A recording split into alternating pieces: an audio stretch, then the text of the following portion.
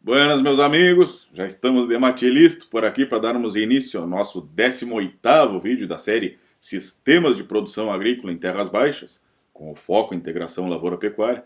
Mas antes de entrarmos no tema polêmico do vídeo de hoje, eu gostaria de começar o vídeo contando uma história para vocês. Quando eu ainda trabalhava na Porteira Dentro, nós fazíamos durante o período de inverno alguns roteiros técnicos, algumas viagens, e numa destas viagens nós fomos visitar o Thiago Hubert, um produtor de Cruz Alta, referência na região dele, já foi campeão do SESB, inclusive, e o Thiagão tinha montado um roteiro de campo para que a gente fizesse um giro na propriedade, mas antes da gente sair para essa parte técnica, ele nos reuniu no galpão das máquinas, montou um cenário em meio às semeadoras e às colhedoras dele, para nos fazer uma mini apresentação, uma mini palestra, apresentando o sistema de produção dele, mas acima de tudo, ele queria chamar a atenção para alguns erros que ele já cometeu e que sempre que tem oportunidade de elencar, de falar deles para outras pessoas, para que estas outras pessoas não repitam os mesmos erros, ele assim o faz. E inclusive tem um lema na propriedade que é: erro novo é aceitável, erro velho é inadmissível.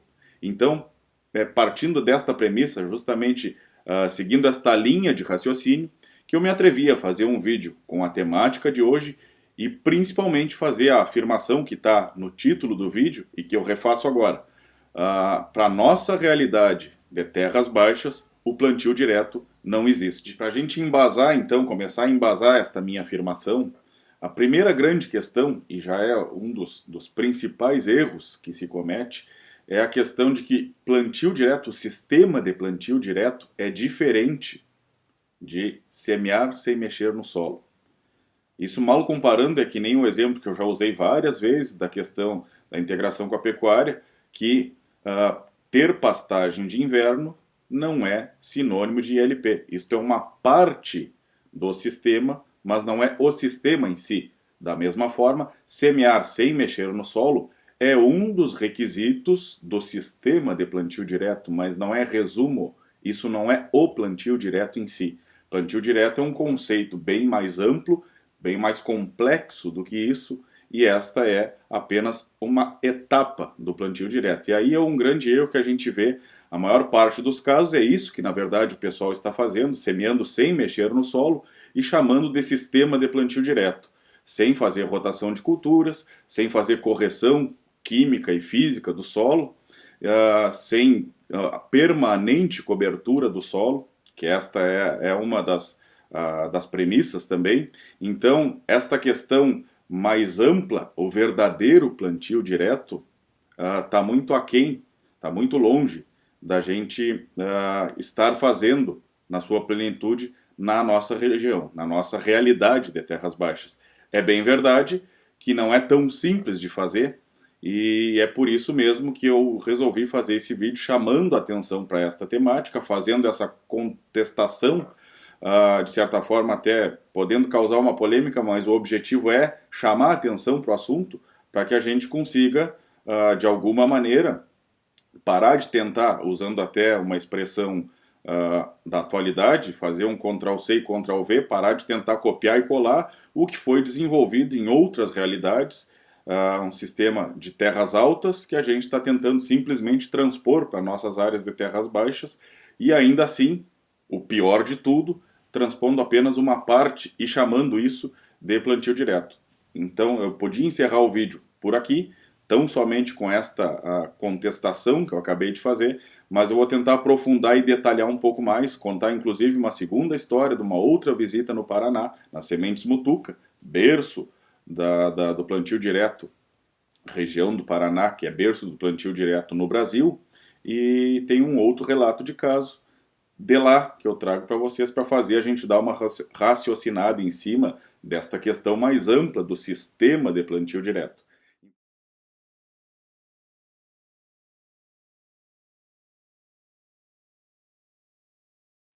Feita então a conceituação do nosso complexo sistema de plantio direto, integração de práticas culturais, biológicas, rotação de cultura, permanente cobertura do solo, eu preciso fazer uma confissão para vocês, que tem uma relação direta com a história do início do vídeo, que é a questão do erro velho.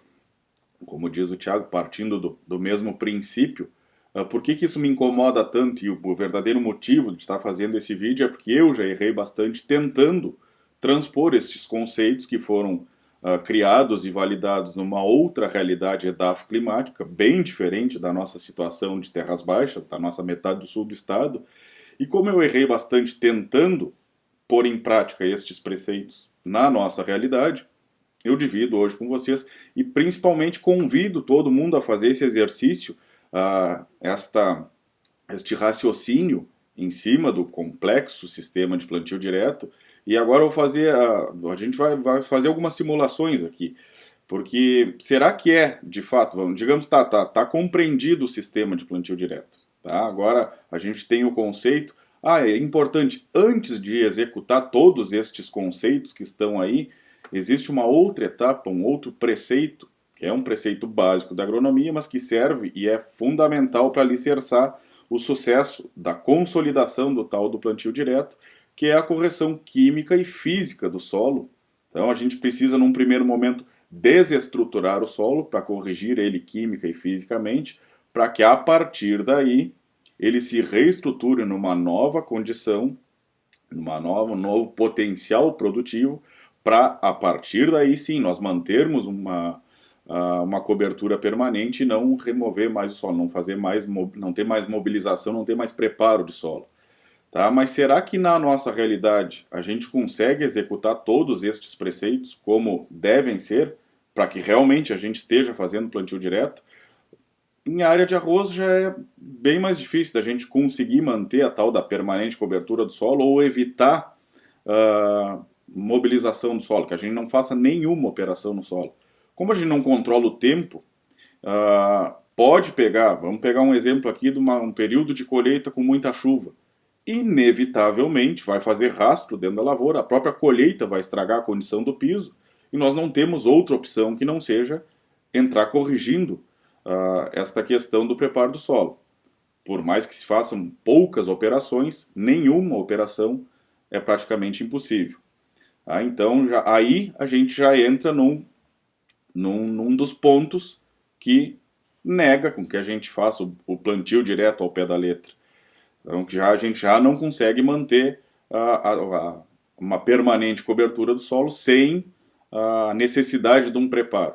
Mas daí alguém pode estar pensando, mas tem na nossa metade sul algumas áreas mais altas, algumas áreas de coxilha, que não vai arroz. Beleza, nessas a gente consegue fazer essa correção química e física que eu acabei de falar, que inclusive tem o vídeo do uso dos escarificadores, para quem não viu, eu vou deixar o linkzinho aqui, dê uma conferida. Este vídeo tem relação direta com isso que a gente está falando aqui, e vai ter com o próximo vídeo, que eu hoje estou contestando o sistema, o conceito de plantio direto na nossa realidade, e no próximo vídeo vou dar a minha opinião e a minha maneira de ver qual a solução para isso, já que aqui não é possível a gente levar o plantio direto ao pé da letra. Mas, recuperando a linha de raciocínio, digamos que nas terras altas, nas áreas dobradas da nossa metade sul, nas nossas coxilhas, a gente faça então essa correção química e física para a partir daí estabelecer um sistema de plantio direto com cobertura permanente do solo, onde a gente não vai mais remover o solo. Perfeito. Só que daí entra outra questão, a falta de rotação de culturas. O que a gente vê? Na maior parte dos casos, soja no verão, azevém ou aveia no inverno. Isto é uma sucessão de culturas, e a parte do verão, onde necessita da questão da rotação de culturas, a gente está deixando a desejar. Ou seja, novamente falta um pedaço do sistema de plantio direto, e por isso mesmo não é plantio direto. A gente está simplesmente plantando, semeando, sem mexer no solo.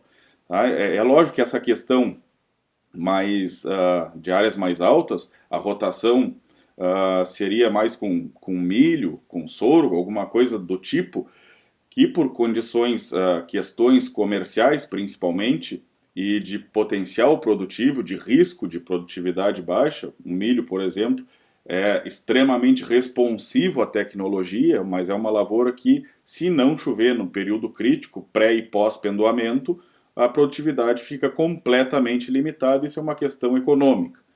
Só que para a sustentabilidade da propriedade, do negócio, do sistema produtivo, a rotação de culturas é inevitável. Ela tem que fazer parte. Eu falei que eu ia contar uma outra história. A gente, numa das outras visitas que a gente fez durante o período de inverno, nas Sementes Mutuca, como eu disse, nós fomos visitar.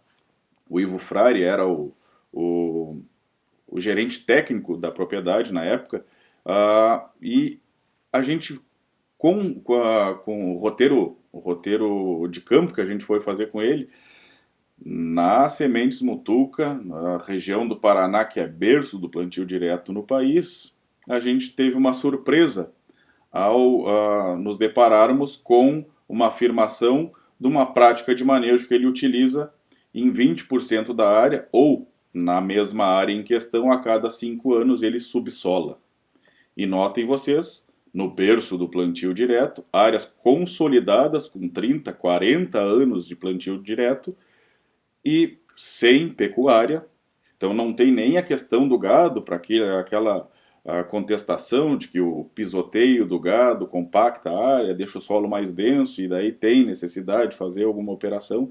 Neste caso, como eles têm uma otimização muito grande do uso do solo, chegam a fazer 2 safras e meia ou até 3 safras por ano, que daí é a safra, a safrinha e mais o período de inverno, safra de inverno. Então chegam a fazer, na média, como não faz safrinha em todas as áreas, na média 2 safras e meia por ano. E o trânsito do maquinário em cima dessas áreas, para semear, para adubar, para colher, para aplicar, acaba que compacta o solo. E esta é uma outra grande questão que eu gostaria de chamar a atenção. Será que é possível realmente a gente não fazer mais nenhuma operação no solo?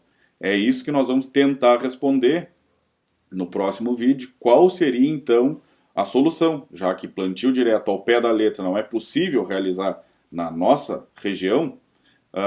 Antes que alguém conteste, tem alguns casos da pesquisa de áreas de arroz, inclusive, que já faz mais de 10 anos que não se mexe, e que se tem os resultados, inclusive já tive acesso a esses resultados, mas tem 2 pontos fundamentais. Primeiro deles, a área experimental é completamente diferente de uma área, uma propriedade. A dinâmica do manejo num experimento é completamente diferente da proporção de uma propriedade. Então, é bem mais simples manejar numa área experimental. Mas ainda assim, este experimento em questão tem dados de que até o 10º ano, sem mobilização do solo, esta área, terras baixas, área de arroz, perdia em questões de produtividade para a área do lado, a testemunha, onde se fazia o preparo convencional. A partir da 11ª, começou a inverter o gráfico e a partir daí ela não perdeu mais. Pergunto eu, na nossa atual conjuntura econômica, quem em sã consciência tem 10 safras para perder dinheiro, para perder produtividade, até o sistema se consolidar, sendo que a gente não manda no tempo, como eu já acabei de contar, e pode em algum momento perder esta condição de não mexer mais no solo e ter que fazer alguma mobilização, mas quem tem 10 safras para perder dinheiro, para perder produtividade, para consolidar um sistema na nossa realidade?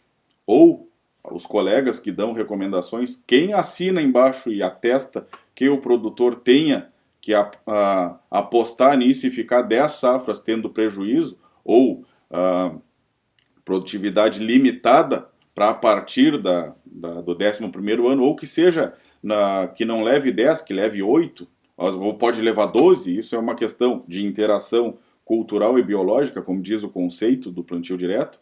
Então estas questões são que me incomodam, e a gente precisa, assim como a gente trouxe a soja para um ambiente que não é dela, em terras baixas, nós agora vamos ter que criar o nosso sistema de produção integrado, sistema de plantio direto ou de mínima mobilização do solo, mas nós vamos ter que desenvolver na nossa realidade e parar de tentar usar conceitos prontos, desenvolvidos em outra realidade que a gente não consegue simplesmente transpor. Então, fica aqui esta provocação neste vídeo, onde eu afirmo que o sistema de plantio direto não existe e tenho certeza que consegui convencê-los de que, ao pé da letra, a gente não executa o plantio direto na nossa realidade. Então, no próximo vídeo, eu vou dar a minha concepção de qual seria o caminho, então, para a nossa realidade. Era o que eu tinha para apresentar para vocês hoje. Fica aqui o meu abraço e até a semana que vem.